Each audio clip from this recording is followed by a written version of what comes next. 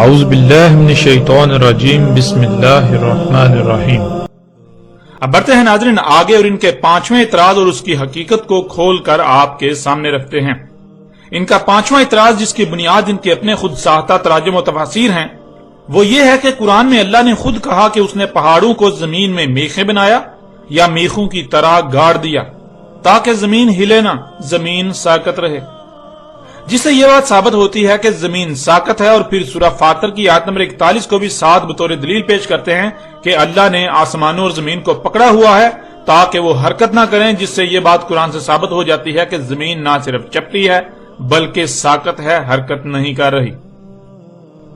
اور ناظرین اس کے لیے یہ جن آیات کو توڑ مروڑ کر اپنے مقاصد کو پورا کرنے کے لیے پیش کرتے ہیں، وہ آیات آپ کے سامنے رکھتے ہیں تاکہ آپ خود اپنی آنکھوں سے دیکھیں اور فیصلہ کریں کہ کس طرح یہ لوگ اپنے آباء و اجداد سے نسل در نسل منتقل ہونے والے عقائد و نظریات کو ترک نہ کرنے کی خاطر اور الٹا ان کے حق میں دلائل گڑھنے کے لیے قرآن کے ساتھ کس طرح کھلواڑ کرتے ہیں، کس طرح قرآن کی آیات کو اپنے من پسند تراجم و تفاسیر پہنا کر اپنے آباء و اجداد کو سچا ثابت کرنے کے جتن کرتے ہیں۔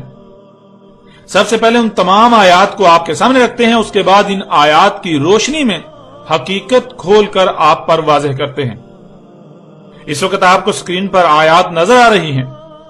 ان میں سب سے پہلے سورہ نبا کی آیت نمبر 6 اور آیت نمبر 7 ہے، پھر اس کے بعد سورہ نحل کی آیت نمبر 15، سورہ الانبیاء کی آیت نمبر 31، سورہ لقمان کی آیت نمبر 10 اور سورہ فاطر کی آیت نمبر 41۔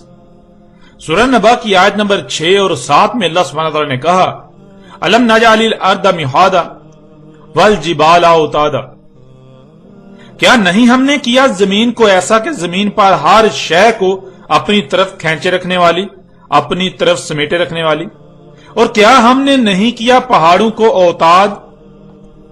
ناظرین سورہ نبا کی آیت نمبر 7 میں لفظ اوتاد کا استعمال کیا گیا جو کہ جمع کا صیغہ ہے اور اس کا واحد وتد ہے، اور وتد کہتے ہیں ایسی شے کو جس میں فانے یا تکونے کی خصوصیات پائی جاتی ہوں۔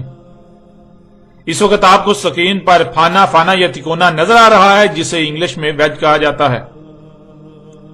سب سے پہلی بات تو یہ ہے کہ اسے کسی بھی طرف سے دیکھا جائے تو یہ تکونا نظر آتا ہے، یعنی اس کے 3 کونے نظر آتے ہیں۔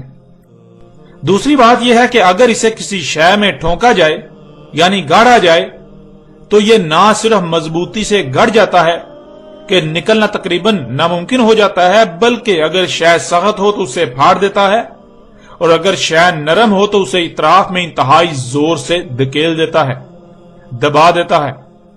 جیسے جیسے آپ اس میں غور کریں گے تو آپ کو اس کی مزید خصوصیات کا علم ہوتا چلا جائے گا۔ اس آیت میں اللہ سبحانہ وتعالی نے پہاڑوں کو اوتاد کہا، یعنی پہاڑوں میں وہی خصوصیات ہیں جو خصوصیات اوتاد یعنی ویج یا فانے میں پائی جاتی ہیں۔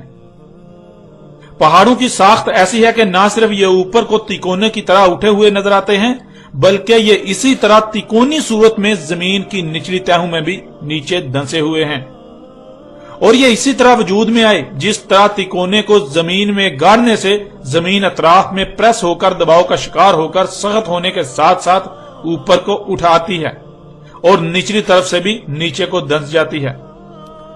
زمین کی تہیں اطراف سے دباؤ پڑنے کی وجہ سے نہ صرف آپس میں ایک دوسرے میں دھنس کر جکڑ گئیں بلکہ وہ تکونوں کی صورت میں اوپر کو اٹھ گئیں۔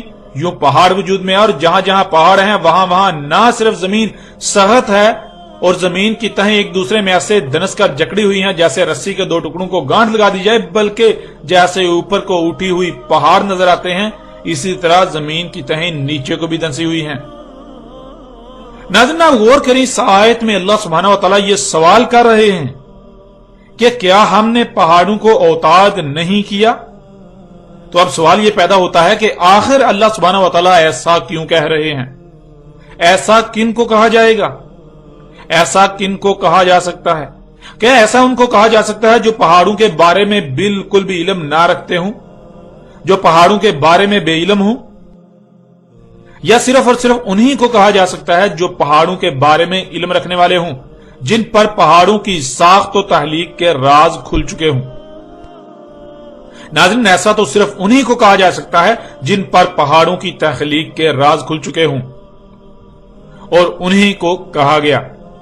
और फिर नाज़रीन देखें अगली आयत में अल्लाह सुब्हानहू व तआला ने क्या कहा। इस वक्त आपको स्क्रीन पर 3 आयत नजर आ रही हैं।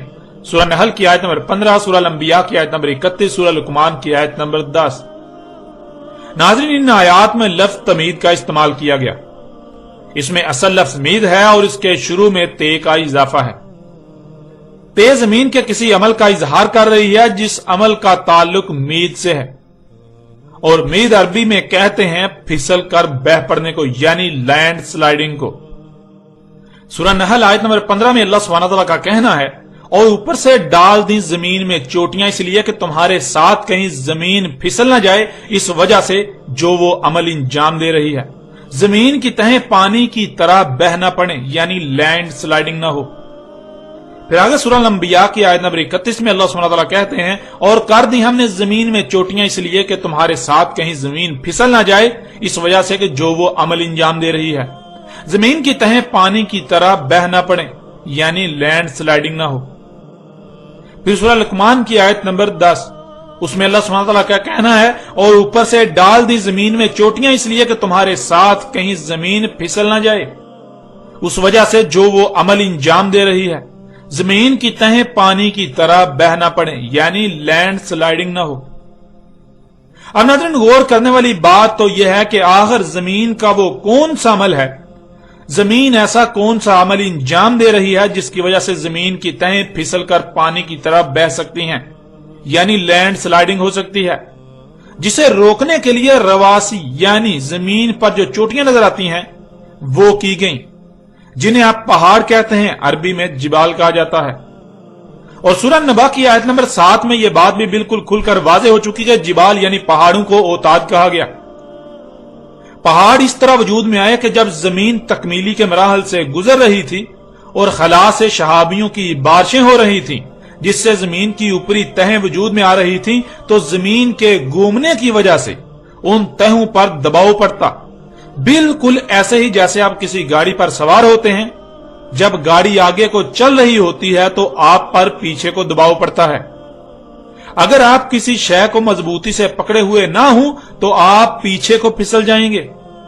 बिल्कुल ऐसे ही जब जमीन की ये तहें वजूद में आ रही थी, जमीन के अपने ही महवर पर घूमने की वजह से इन तहों पर दबाव पड़ने की वजह से ये न सिर्फ आपस में एक दूसरे में जगह जगह से दनस गई, बल्कि तिकोनों की तरह ऊपर को भी उठकर पहाड़ वजूद में आ गए और नीचे को भी इसी तरह ये निचली तहों में दनस गईं, जिससे इनका सिरकना, इनका फिसलना रुक गया, इनका फिसलना बंद हो गया। जमीन पर लैंड स्लाइडिंग का खदशा खत्म हो गया।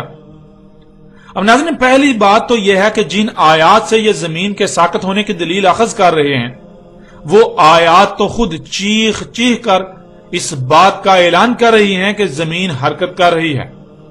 जमीन के हरकत करने की वजह से जमीन की ऊपर वाली तहें लर्जे ना, हिले ना, उनको लर्जने से, हिलने से बचाने के लिए पहाड़ों को औताद किया गया। और दूसरी बात यह है कि इनके इन आयात के मन चाहे तराजुम और तफासीर का अरबी मतन के साथ दूर दूर तक कोई ताल्लुक नहीं, जिन तराजुम और तफासीर की बुनियाद पर ये अपने आबा अजदाद से मुंतकिल होने वाले अकायद और नजरियात को सच्चा साबित करने के लिए आज तक सरतोड़ और नाकाम कोशिशें करते रहे और आज भी कर रहे हैं। अब नाज़रीन सवाल तो उल्टा इन लोगों से बनता है कि जब इनके बकौल जमीन साकत है तो फिर सवाल यह पैदा होता है कि जमीन में पहाड़ों को मीखों की तरह क्यों गाड़ा गया।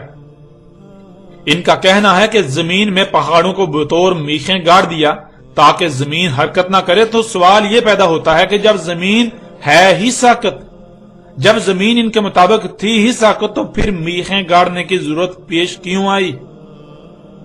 नाज़रीन जरा गौर करें, अगर कोई शय साकत हो तो उस पर पड़ी अशिया को मजबूती से बांधने की जरूरत पेश आएगी कि कहीं अशिया फिसल कर बह ना पड़े। और अगर अशिया को मजबूती से बांधा जाता है तो क्यों बांधा जाएगा। मसलन आप एक गाड़ी ही की मिसाल ले लें। अगर गाड़ी एक जगह पर साकत खड़ी रहे और उस पर सामान लादा हुआ हो तो क्या सामान बांधने की जरूरत पेश आएगी। और अगर सामान को मजबूती से बांधा जाता है तो आखिर क्यों बांधा जाएगा। इसी लिए कि जब गाड़ी चले तो कहीं सामान गाड़ी चलने की वजह से दबाव पड़ने से फिसलकर इधर उधर न गिर पड़े, पीछे को बहकर गिर न पड़े। इसलिए नाज़रीन, अगर यह कहा जाता कि जमीन हरकत कर रही है और पहाड़ों को बतौर मीखों के गाड़ दिया, तो फिर यह बात समझ आती है कि इसलिए गाड़ा गया ताकि जमीन के हरकत करने से जमीन पर उथल पुथल ना हो, जमीन की तहें बह ना पड़े, जमीन की तहें फिसल ना पड़े, जिससे जमीन पर तबाहियां आती रहें, लैंड स्लाइडिंग ना होती रहे, अशिया इधर से उधर ना गिरें, इधर उधर ना हो। इसलिए जमीन की तहों को जामद करने के लिए ऐसा किया गया। नाज़रीन, जमीन की तहों में गौर करें तो आप देखेंगे कि जमीन की तहों पर जगह जगह किनारे हैं, किनारों के आगे गड़े हैं, यानी आगे तहें नहीं हैं बल्कि गहराइयां आ जाती हैं। तहों का तसलसल ना होने की वजह से यूं जमीन पर बड़े बड़े गड़े हैं जिनमें पानी भरा हुआ है, जिन्हें आप समंदर कहते हैं। जमीन की तहों को अगर पहाड़ों के वजूद लाने से जामद ना किया जाता तो ये तहें हर वक्त जगह जगह से टूटकर फिसल फिसल कर किनारों की तरफ बहती रहती और जमीन हर लम्हे कहीं ना कहीं से लैंडस्लाइडिंग का शिकार रहती और यूं बिल आखिर सारी खुश्की बह बह कर पानियों में चली जाती और जमीन पर पानी ही पानी हो जाता, खुश्की का एक जर्रा भी ना रहता। इसी से महफूज रखने के लिए पहाड़ों को औताद किया गया। ये तमाम तर हकायक चीख चीख कर इस बात को आप पर वाजे कर रहे हैं कि जमीन साकत नहीं बल्कि जमीन हरकत कर रही है, जैसा कि गुज़श्ता एक साथ में तफसील से बात हो चुकी। यूं नाज़रीन, इनके इस इतराज और इनकी अकल का पर्दा भी चाक हो गया। अब आते हैं नाज़रीन उस आयत की तरफ जिस आयत को बुनियाद बनाकर ये लोग कहते हैं कि इस आयत में अल्लाह ने कहा कि अल्लाह आसमानों और जमीन को मजबूती से पकड़े हुए है, थामे हुए है ताकि वो हरकत ना करें, और फिर कहते हैं कि ये आयत जमीन के साकत होने की दलील है। इस वक्त आपको स्क्रीन पर आयत नजर आ रही है, यह सूरह फातिर की आयत नंबर 41 है। इसमें अल्लाह सुब्हानहू व तआला का कहना है, इन्नल्लाह युमसिकुस समावाति वल अर्दा अन तज़ूला। इसमें कुछ शक नहीं, अल्लाह था ये जो खुद ही जकड़े हुए हैं, थमे हुए हैं, आसमान और जमीन ना हिलें अपने मकाम से। नाज़रीन, ये आयत इंतहाई गहरी आयत है जो अपने अंदर बड़े बड़े राज समोए हुए है। लेकिन इन लोगों ने इस आयत में लफ्ज तज़ूला के मानी हरकत के किए, अन तज़ूला ना हरकत करें, जिससे इनका कहना है कि जमीन साकत है, अल्लाह जमीन को थामे हुए है। हालांकि यह लफ्ज ज़ूला है जो कि जल से है, इसी से जल्जला है। तो नाज़रीन, क्या जल्जला के मानी हरकत किए जाने के किए जा सकते हैं? जल कहते हैं हिलने को और जलजल कहते हैं हिलने को, यानी एक शय एक तरफ से दूसरी तरफ जाती है फिर दूसरी तरफ से वापस पहली तरफ आती है। इस तरह मुसलसल होने को जलजल कहते हैं। जिसके जलजल का जिक्र किया जाता है उसकी तरफ इशारे के लिए अरबी में गोल वाली ए का इस्तेमाल किया जाता है, यूं लफ्ज जलजला बन जाता है। इस आयत में लफ्ज जूल है। जूल के मानी एक सीमत से दूसरी सीमत मुसलसल हिलना, बहना। इस आयत में अल्लाह सुब्हानहू व तआला ने खोल कर यह बात वाज़ेह कर दी कि देखो कौन है जिसने आसमानों और जमीन को जकड़ा हुआ है। गौर करो, जो जात सामने आएगी वो अल्लाह ही तो था। और इस आयत में लफ्ज अल्लाह की है पर जबर लाकर इसे माजी का सीगा बना दिया, यानी आज आसमान और जमीन जो जूल हो रहे हैं तो इसकी जिम्मेदारी अल्लाह पर आयद नहीं होती बल्कि ये अल्लाह के शरीकों पर आयद होती है। तो नाज़रीन, इस आयत में भी ये बात बिल्कुल खुलकर वाज़ेह है कि जमीन हरकत कर रही है। जमीन के हरकत करने से जमीन की तहें किनारों की तरफ बह ना पड़े, जमीन के हरकत करने से जमीन की तहों पर दबाव पड़ने से वो पीछे को किनारों की तरफ बह ना पड़े, इसलिए जमीन की तहों को जकड़ दिया गया। और कैसे जकड़ दिया गया इसकी वजाहत पिछली आयात में खुलकर हो चुकी। यूं ना सिर्फ इनके इतराज की हकीकत खुलकर वाज़ेह हो गई बल्कि जो इन्होंने तराजुम व तफसीर के नाम पर कुरान के साथ खिलवाड़ किया वो हकीकत भी आज आपके सामने है।